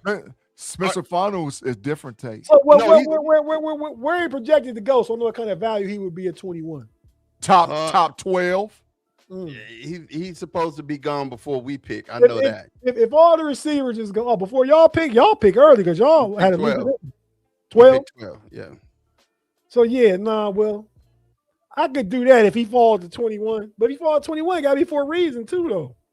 I don't give a damn what the reason is. He's starting right tackle. Positional value. Yeah, he's starting right tackle right now. Wherever he gets drafted, he's starting day one. He's the dude. He's the dude. Fautano turns to the left guard. I like that. Easy. Honestly, I like that. That's easy. And Christine says super steal. Yeah, he's a dog. Steal. He's a dog. Listen, that boy. What's his measurables again? He's 6'6", and he runs a 4.9 40. His block radius. From PFF, his block rating and overall total rating was 88.6. So he was just like a tick below Francis Tate. He's a little bit tick below Penny Sewell. I know Sewell. He's a little bit. And if he's developed right in the league, if he was there at 21, I could go for that because you getting a top 2 tackle at 21. So I would do that. Yeah. Mm-hmm. And the thing that they say about him the most, and it's one thing that you can't see on film, if he's built for wide zone. And he nasty reaching and pulling, he's that guy. You know what I'm saying? He's that guy. Nasty. He'll do something strange. Yeah, mine is nasty. All that reaching and pulling. No, I'm just saying, but no, that's the term. I know it is. Yeah. But think about what you're saying, though. But he. And man, I'm 12. You put that tape on him, boy. That man is massive. Man, he's a killer. He's a killer. All right. David Bailey, Reuben Bain. These are defensive tackles and defensive linemen, actually. David Bailey, Reuben Bain, Caleb Banks. Let's see here. Rashawn Benny, Michigan. Just say the Ohio State team. Caden Curry, Ohio State. Just say the whole team. Just all of them. Zane Durant, Penn State. Let's see here. Romello Height, Texas Tech. Cassius Howell, Texas A&M. Lee Hunter, Texas Tech. Oh my God. Lee Hunter, dog. Yeah. Daryl Jackson Jr., Florida State. Remember the name? Sneaky. Yeah. Let's see here. Caden McDonald, Ohio State. We spoke about him earlier. Derek Moore, Michigan. He a dog too. TJ Parker, Clemson. Patrick Payton, LSU. Mason Rigger, remember the name, Wisconsin. R. Mason Thomas, Oklahoma. Natum Tucker, Western Michigan. And Zion Young and Peter Woods. Peter Woods, Clemson, Zion Young, Missouri. One name. If you get one of these guys, don't mention it, but with one that's like, hey, this guy's gonna be available for me in the second, third round. Second or third? Yeah. Who's that guy? Second or third round. Jackson out of Florida State. I mean, it's perfectly clear. Because Hunter and McDonald going in the first. Yeah. Hunter and McDonald going in the first. So Jackson out of Florida State, yeah, he like that. He really is like that. You got to go put the tape on and watch him. Let me tell you. And he gets trap blocked a lot. He gets trap blocked a lot. But bro, when I'm telling you he holds up, he's a 0 technique, 3 technique. Yeah, I like him. But at 21, if Cade McDonald's there, I mean, why are we even having a conversation? Why are we having this conversation? You run the card up at 21? With the quickness at 20, 6'3", 340? What? Come on, dog. What are we talking about? Well, dog? let me tell you something. Daryl Jackson is interesting because he has 35-inch arms, G. 35-inch arms at defensive tackle and 6'5", 328. Yeah, he's a fire hydrant. Where are you going? Yeah. And tackles, you can flex him and play him in a wide 9 as well because tackles have long arms and tackles won't be able to get to him. Right? I don't need his big ass. I need his ass in there, but then the 0 and the 3. Between the 0 and the 3 and pushing the pocket. I like it. Tate, who you got? One name. Well, the one name I was gonna say was gonna be Jackson, but I'll go ahead and go up my boy Orange at Iowa State. Yeah, I like him too, Tate. Yeah. Dominique Orange? Dominique Orange, yeah. Dominique Orange. Yeah. He was developed right too, Tate. He was developed right. His coaching staff at Iowa State, you're going to see how Iowa State going to fall off a cliff because all the coaches went over to Penn State. But he was developed. Because Campbell got Penn State, right? Oh, the Big Ten going to be someone because Campbell, you got your boy from Utah going to Michigan. Yeah. Definitely, Big G. And say they don't level up tomorrow. Best conference in the nation, hands down. Bar none. I think it's perfectly clear. I mean, I think it's perfectly clear, but others don't believe, but we'll see. Linebacker CJ Allen, Georgia. Let's see here. Kendall Daniels, Oklahoma. Keyshawn Elliott, Arizona State. Aiden Fisher, Indiana. Eric Gentry, 6'6", linebacker out of USC. Jake Galladay, Cincinnati. Anthony Hill Jr., Texas. Let's see here. Kyle Lewis, Pittsburgh. Harold Perkins Jr., LSU. Arvell Reese, Ohio State. Killer. Jacob Rodriguez, Texas Tech. Killer. Sonny Styles, Ohio State. Super killer. Josiah Trotter, Missouri. Dog. Tarian York, Texas A&M. We got to get a green dot. Who we looking at, bro? Same difference to 21 if Sonny Styles is sitting there. Damn them wide receivers. Damn, we get one later on. I need a green dot at 21. Give me Sonny Styles. But who I think we can get late sneaky is Pitt's linebacker. Kyle Lewis, I think we can get him late. I think we can get him in the second or the third, and he'll do just right in Pittsburgh as a green dot. But we need a green dot. I don't give a damn. Get Patrick Queen out the damn room. Get him gone. Get him out of here. And you got to put somebody beside and get you a free agent and get you a rookie. So, but at 21, if Styles is there, I mean, why? Listen, what are we doing? That's just me, you know. You know, you could get Jacob Rodriguez in that second round as well. So, you know, he'd be Rodriguez. Listen, Anthony Hill gonna be there in the second round too. So if you go in depth, it goes Sonny Styles, Anthony Hill, Lewis, and Rodriguez tied. If they come out of the draft when any of them four, I'm happy.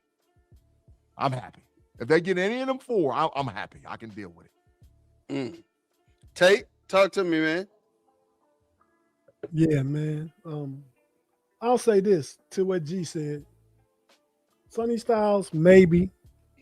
But in the first round, obviously nobody else. Patrick Queen, if he got cut by the Steelers, he'd jump ahead of every free agent linebacker out there right now. Every one of them. Oh, in front of Lloyd? Yeah. No Lloyd, way. Lloyd, no Lloyd, way. Lloyd, I think he would. He had a couple of nice interceptions last year. I mean, he's good. He played at Utah. I know Lloyd, but Patrick Queen is better. Patrick Queen is still just 26 years old. Middle linebackers ain't in their prime yet. And who knows what he could be in a new system with Patrick Graham. I know he's an athletic, good player. Now, maybe you want to get a guy that can give somebody else the green dot. Maybe so. He's a good player, fast to the ball. He still can be good. So now it's a matter of money, but it's not a matter of you getting better. Because you get a rookie, you might be a better talent later, but not going to be better now. And if you go get another linebacker who you're going to pay more than you're going to pay Queen, Lloyd, you pay him more with that. Thanks, Mr. Woods. I'm good with PQ too. No, he said bye-bye to PQ. Well, he said I'm good, like I'm good. He's gone, or I'm good with it. He's good. He's gone. That's what he said right here. Well, he said, "Adios, muchachos." I can understand everybody got their own opinion. I just think the middle linebacker, you haven't reached your prime yet. Patrick Queen, younger than Warner for the 49ers. Mm-hmm. I mean, you know what I mean? So I let him play out this last year of his contract. If he can restructure. If he don't do good, he out of there. You know what I mean? But I would see what I got this year in the new defense, though. We know him and Terrell Austin didn't get along. It's facts. That's as facts. As far as the linebackers you mentioned, I would go with, and I don't think it's the second, I think it's the third. And maybe our second pick in the third, but I go with Rodriguez there.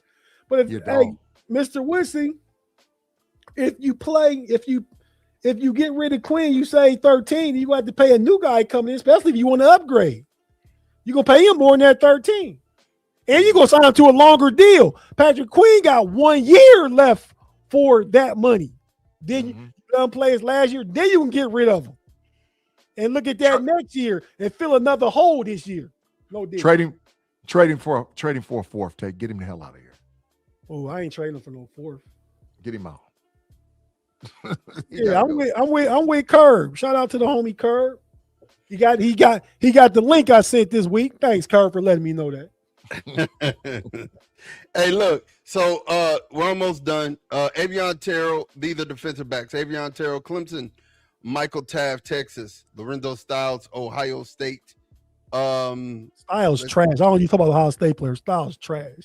Genesis, the worst one at the combine. Genesis Smith, Arizona. Avery Smith, Toledo. That's a name you better remember. Kamari Ramsey, USC. Let's see here. D'Angelo Pons, Indiana. Little short fella, but he's a baller. Slot all day. Yeah. Yep. Julian Neal, Arkansas. Malik Muhammad, Texas. Ahmad Moses, SMU. Latrell McClutchin. Trail got invited. I don't know if y'all ever watched Friday Night Tights, The where they were showing it. Yeah, I seen it. Trail. Well, first of all, I worked with his mother. His mother was telling me that they were always on TV. I'm like, well, yeah, but Latrell was the little kid on Friday Night Tykes and was killing, and now he's on his way to the league. Latrell McCutcheon. Will Lee, Texas A&M. Remember the name? Let's see here. Damani Jackson, Alabama. Davis Igbinosa, Ohio State. Colton Hood, Tennessee. TJ Hall, Iowa. Jalen Gilbo, Texas. Dalen Everett, Georgia. Caleb Downs, Ohio State. Remember the name. Mansour Delane, LSU. Takaro Davis, Washington. Bud Clark, TCU. And that's it. Who you got, G? Talk to me, man. My sneaky man is Deshaun Singleton from Nebraska. I watched a lot of tape on him, man. He is Joey Porter Jr. He's long. He's athletic. They play man press most of the time. He's between 6'1" and 6'2". He's about 197, 198 pounds. Nebraska played a lot of man press. He always had the opposing team's wide receiver in press. And he knocked down a lot of passes. He had picks, and he's a hitter. He'll come up and crack you. So, when you talk about corner, because I don't think we go corner in the first. I really don't think we go corner in the second. Even though I know we're going to lose Pierre LaPue. He gone because he done priced himself out of Pittsburgh. So if we got to go corner, in the third round, I like Singleton from Nebraska, man. I like Singleton. Like it. Tate, who you got? That was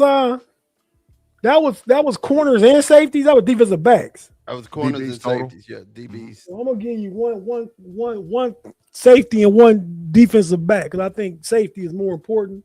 If I can get the kid out of Toledo, you said his name. Woo. Yeah, man.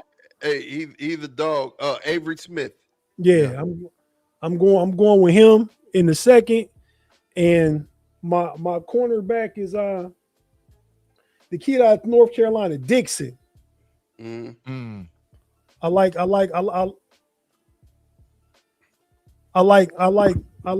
is it Thaddeus Dixon? Thaddeus Dixon. Is he invited? Yes, he is. Yeah, no, I didn't hear you saying, but I know I like him in like the fourth round probably. But if you talking about who I'm looking at, safety, the kid from Toledo, because him or the boy from TCU, Bud Clark. Bud, yep. I like Dylan safety, and I like Gibson, and I like Ramsey from USC as corner. The TCU kid had a great Senior Bowl. Yeah, Great Senior Bowl. Great Senior Bowl. Yeah, he like 6'1", 210 though. Bud is nasty, man. Bud is nasty. Hey, look, I'm gonna tell you something. That's all that on the Cowboys draft board. He's one of those that we're not trying to let leave the state of Texas.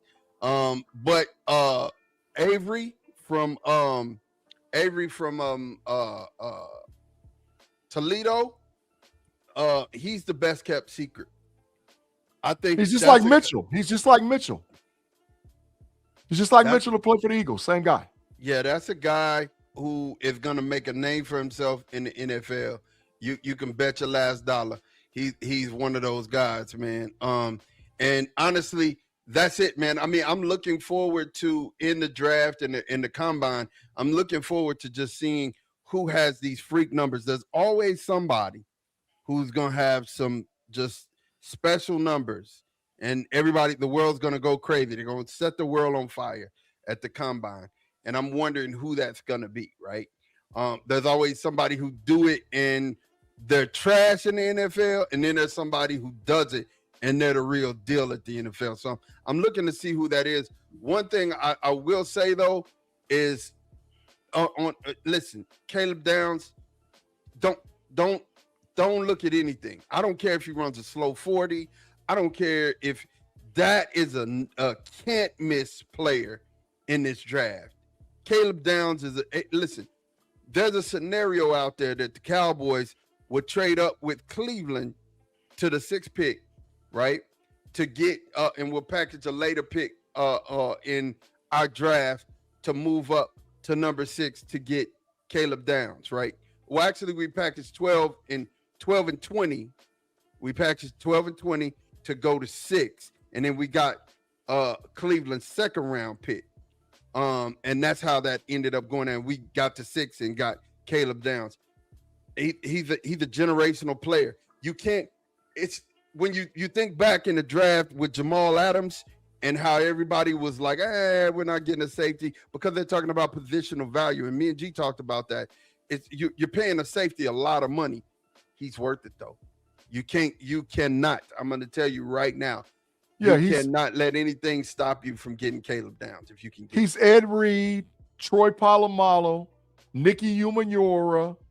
I mean, he's along those lines. They're all the same size, 6'1", between 205 and 215 pounds. And well, Troy Polamalu is 5'10", but the rest of them is about 6'1", and they coming downhill, bruh. So when you say Troy's name, you need to just stand up and salute when you say Troy's name. Palamuli, I salute you, Palamuli. Palamuli, that guy, man. That was my guy. Yeah. Hey, so talk to me, Tate. One guy is just a can't miss person in the draft. Everybody thinking Fernando Mendoza. Can't miss. That's low hanging fruit. But in the draft next year, he might be the 3rd or 4th quarterback taken. Maybe 6th. Yeah, about 5th or 6th. Okay, well, I'm just saying he not number 1. He number 1 this year. Yeah. Right. So, and it's like Kenny Pickett was number 1 that one year. So I hope super trash. So I hope the Raiders don't go out there and take the number 1 pick and it be some more Kenny Pickett, because we at least took him at 20. Y'all talking about taking him at number 1. Not that I got anything against him. I just don't know if it's going small sample size, right? Had a great season, much like Sam Darnold, who getting a lot of credit right now for being the guy on the offense that played with a great defense, lots of talent all around him. Shout out Kenneth Walker, Jackson Smith, and Jigba. I mean, over there at Indiana, Mendoza had the same thing. Yeah. But so, no, I think about one standout guy, can't miss guy, I'm going to say.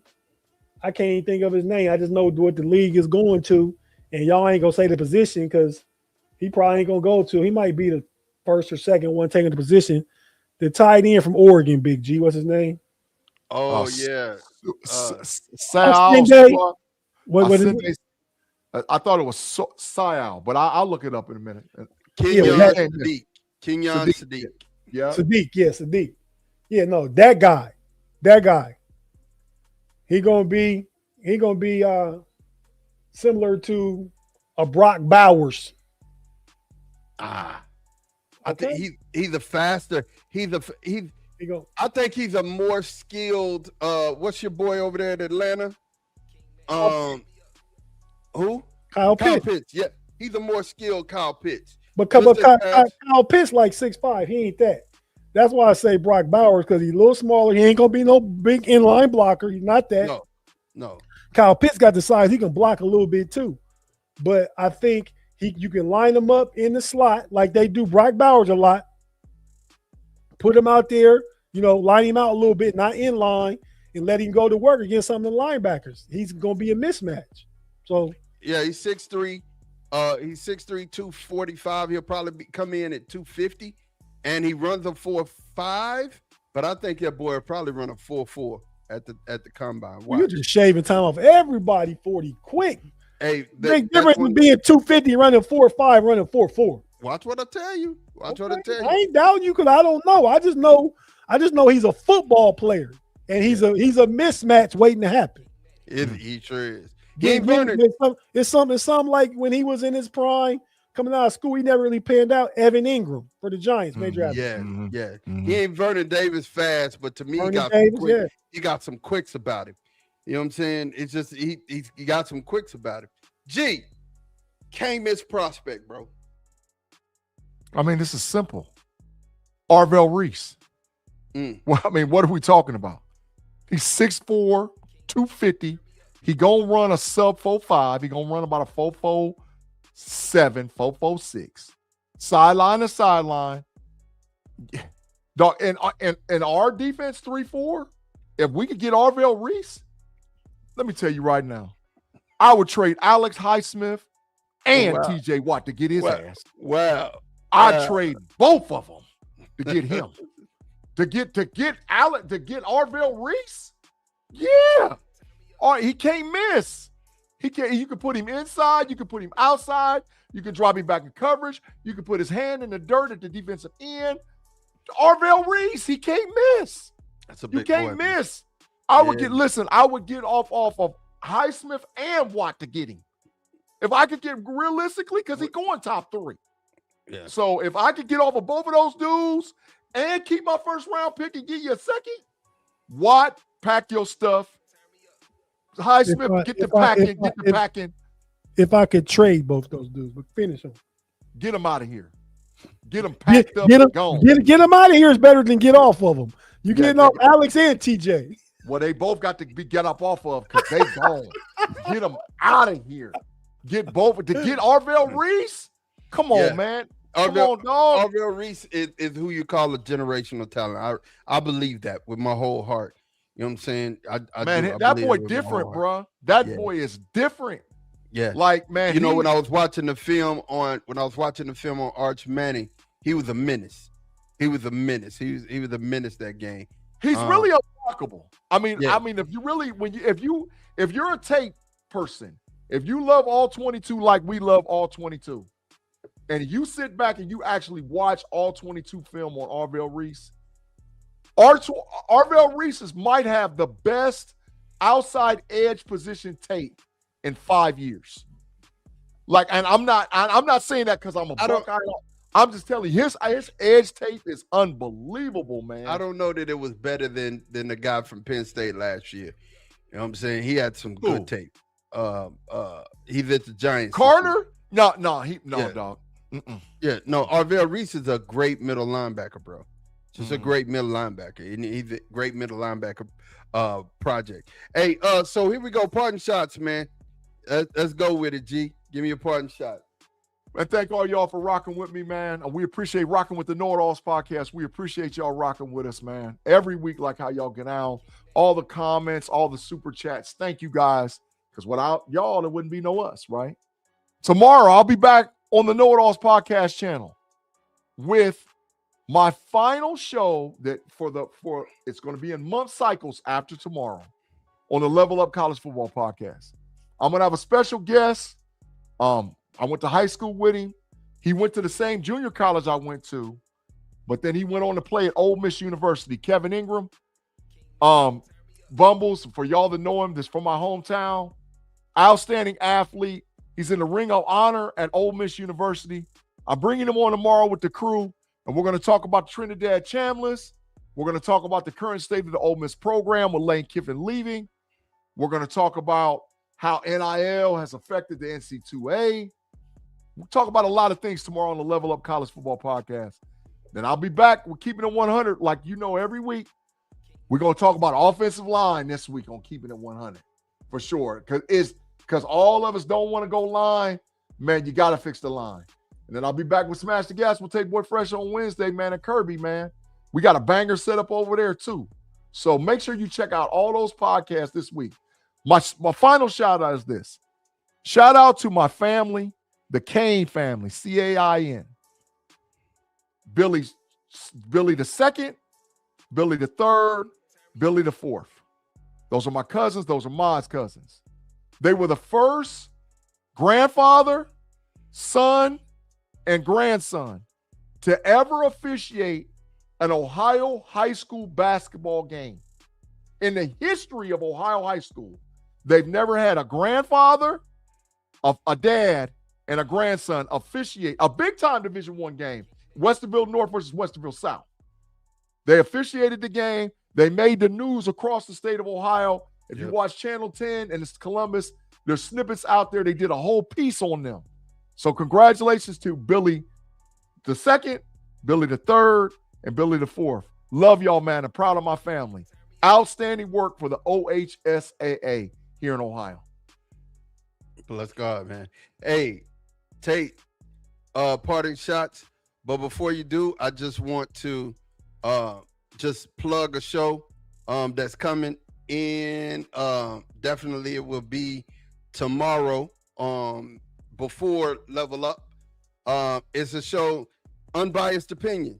Talk to a Cowboy fan about Steeler Nation. Just ask me some questions, man, and I will definitely be online and we'll talk about it. There's some things that I've already done some research on, just my unbiased opinion about the Steelers because I'm a Cowboy fan, and definitely I don't have a pony in the race, so I definitely give you some good answers and good content there as well. Talk to me, man. Parting shot. Yeah, man. I'm just, you know me.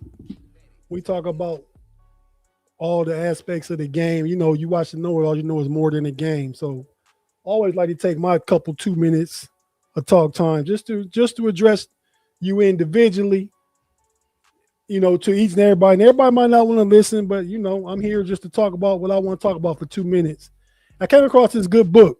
It's called Erasing History: How Fascists Rewrite the Past to Control the Future. So if you notice, and it's happening in some states more than others, there's been a whitewashing of history. And I speak about this now because it's February, it's Black History Month. There's a lot of stuff they want to take out school textbooks and stuff like that. Not just about Black history, but stuff in general. Because just like they silencing the media and killing different, you know, coming after independent journalists and stuff. If they can keep you unaware, they can teach you what they want to teach you and put in your head what they want you to know, what they want you to think. That's why I tell people, you know, you don't got to engage in it, but be aware of it. It's a difference in engagement and being aware. Engage is getting involved, knowing and doing stuff and talking about all that stuff. Being aware is as long as you yourself know what's going on. I advise that to everybody.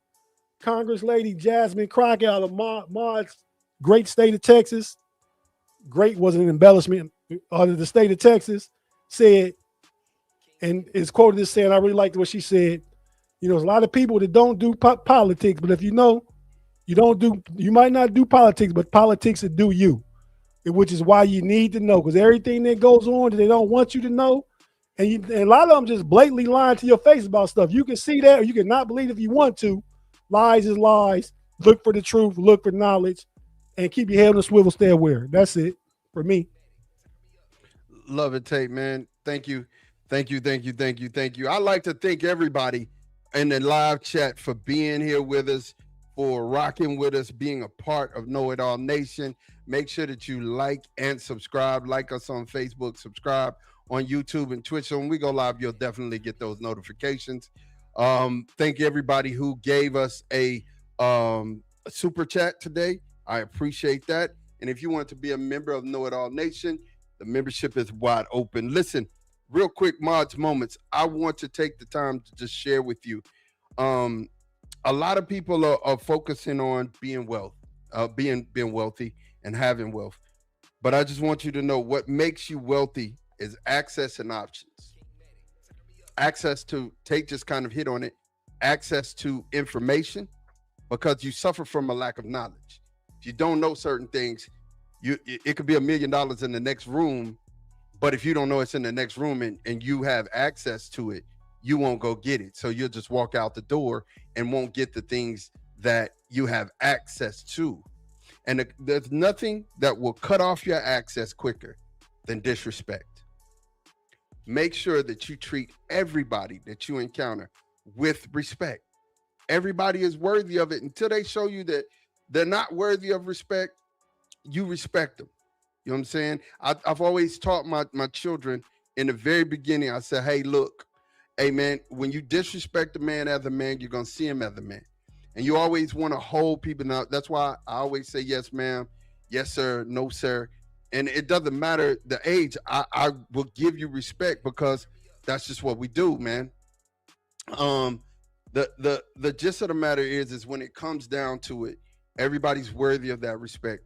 And how you're really wealthy when you have access and options, right? So don't kill your access by disrespect. The options sometimes are an illusion. Sometimes it's like when, you put a picture up on Instagram, it gets 100 likes and you think, oh man, people think I'm cute. No, that's not truth. They just liked it because they liked you. You know what I'm saying? And you think you have more options than what you have, because you really don't have those options. Options are given through access. And again, if you don't maintain your access to that person, you don't maintain your access to that relationship. If you cut it off, because my grandma would always say, don't cut off your nose to spite your face. It's another country ism. And Tate's probably over there like, what does that mean? Everybody heard that one. That ain't like some of the stuff you say. You know, the gist of the matter is that when it comes down to it, what you want to always do is maintain. See, you can't control what anybody else does, but you can control how you react to what somebody else does, right? So you want to make sure that you're keeping your mind focused this year, and you want to be wealthy. You want to have access. Make sure that you're being respectful. Make sure that you're not being disrespectful. Make sure that you handle yourself with care and dignity. Walk upright. This is Mod's Moments. Real quick, man. I appreciate, like I said, I appreciate you guys for hanging out with us. Definitely, we will be back here, same bad time, same bad channel. We've got a clear slate, big slate of shows coming this week. Shows that are going to be broadcast this week. Show schedule for this week. Yeah. Because I work with kids, I got to modify my speech. It happens. You know what I'm saying? But again, make sure that you guys stay tuned and locked into the KnoItAllz. Like I said, I've seen B-Dirt over here. Pickens, you big dummy. What's up, brother? I'm going to tell you something. I've seen B-Dirt over here talking and saying whatever, but we're going to have fun. And definitely, I believe in my heart of hearts, being able to talk about a team that I totally respect. I respect the logo. I always have. Like, one of my favorite players was Rod Woodson as a kid. You know, another one of my favorite players was Palamui. I love Palamui. Me and my brother call him Palamui. You know what I'm saying? And we had stories to boot. Like, when you're a player that could play with your hair on fire, man, you give me hype. Kevin Green. I could just go on and on and on. I've always had a respect for the Pittsburgh Steelers organization, and to be able to talk, absolutely not going to be any, but just to be able to talk football and just share from a football perspective what I believe certain things, because I think, you know, it's good hearing it from Tate, it's good hearing from G, but they're actual Steeler fans. Right. But if you're hearing from somebody who is a fan of another team that he reveres and respects, definitely, you know, we can talk about it and have we can talk about it and have a great discussion. And so look forward to be there at noon tomorrow, unbiased opinions.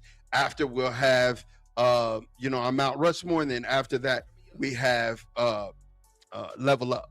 So Thanks for being here with us, you guys. We're getting ready to go. You guys got anything else? I just want to let everybody know that if Mod good on there and say something crazy about the Steelers, I'm doing a show about the Cowboys, unbiased opinion. Shout out. Love it, man. G, you got anything? Nah, that's it, bro. Appreciate everybody rocking with us, man. See y'all tomorrow on Level Up for sure. All right, definitely. We out of here. We'll talk to you guys later. Peace.